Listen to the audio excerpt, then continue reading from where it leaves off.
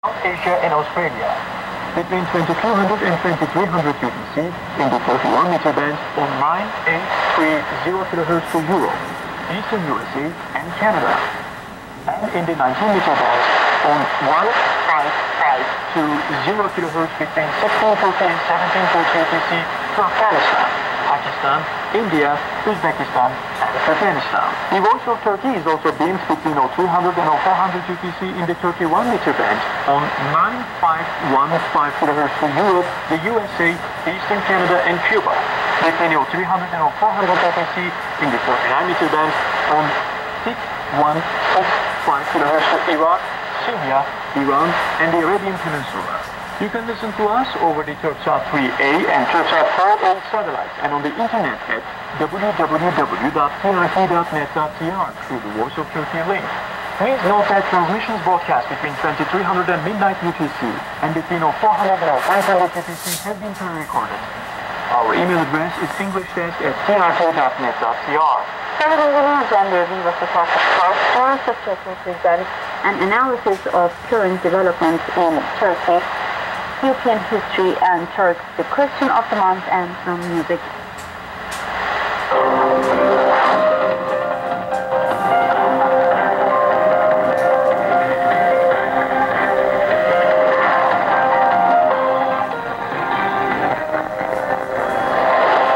But first, the headlines.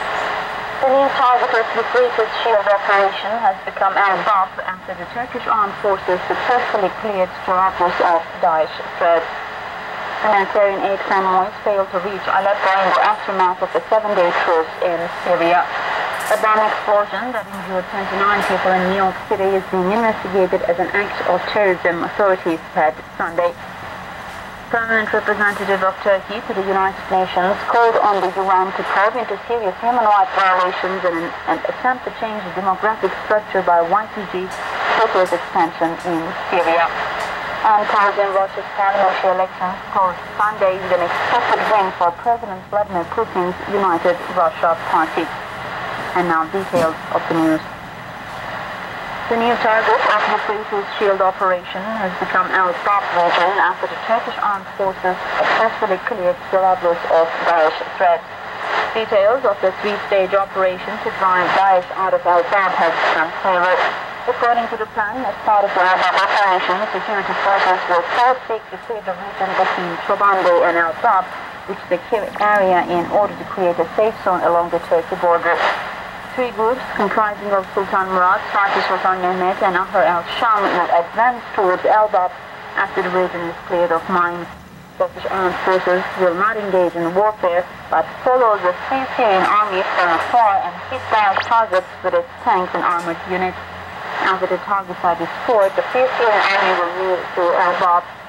Air elements of coalition forces will support the operation and pound Daesh targets with help from reported coordinates.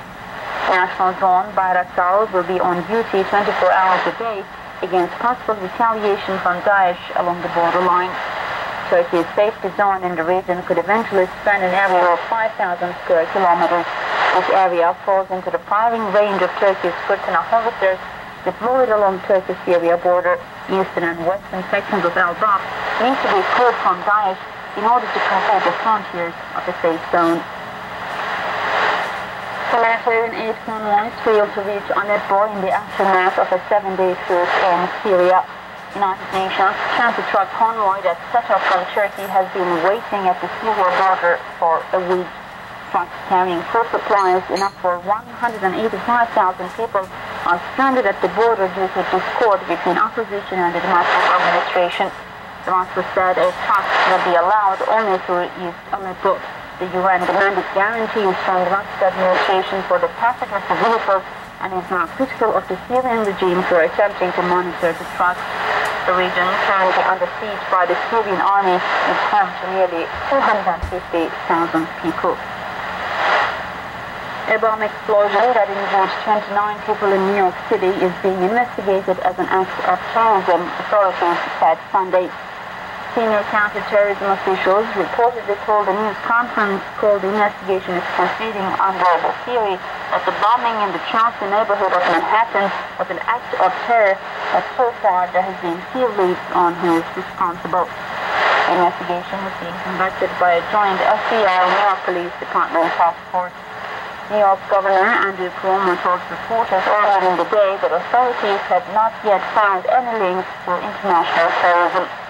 The 8:30 p.m. Saturday explosion at 131 West 23rd Street in the Charleston neighborhood caused significant damage to both sides of the street, Cuomo said, adding that there was something to give thanks for because when you see the damage, we were really lucky. The cause appears to be a pressure cooker device similar to the used in the Boston Marathon bombings in 2013 that killed 3 people and injured hundreds. He said all of the injured, including one case considered serious, have been released from the hospital. Mehmet Ferdan Çorukçu, permanent representative of Turkey for the United Nations, called on the UN to probe into serious human rights violations in an attempt to change the demographic structure in Syria by YPG PKK's expansion in Syria. Çorukçu issued a statement at the UN's Geneva office after chair of the Independent International Commission of Inquiry, Paolo Sergio Pinero, published his final report on the condition of human rights in Syria. The report of the UN Commission contains evidence that verified crimes committed by the Syrian regime. This regime targets all civilians in the country. The UN Joint Investigation Mechanism confirmed that the Syrian regime was the culprit of 2 chemical attacks which constituted war crime and crime against humanity. The regime bears the same mentality as Daesh, he said. YPG terror organization PKK's extension in Syria has also committed human rights violations in Syria, Çorukçu said. The UN Commission needs to investigate in detail and under a separate file serious human rights violations of YPG in Syria, abduction of Kurdish politicians, and efforts to change the demographic structure by YPG would lead to the disintegration of Syria, Çorukçu added.